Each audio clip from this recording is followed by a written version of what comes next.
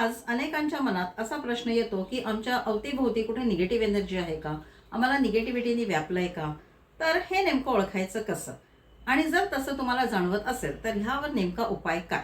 तर ह्या व्हिडिओमध्ये तुम्हाला हे नेमकं कसं ओळखायचं ह्याची 3 चिन्ह मी सांगणार आहे आणि त्याच्यावरचे 2 अगदी सोपे उपाय मी तुम्हाला सांगणार आहे.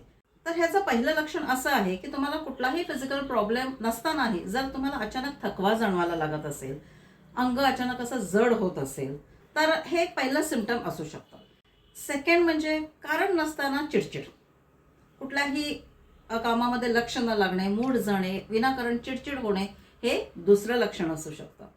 आणि तिसरं सिम्पटम म्हणजे सगळं व्यवस्थित चालू असताना अचानक कामामध्ये अडथळे येणं.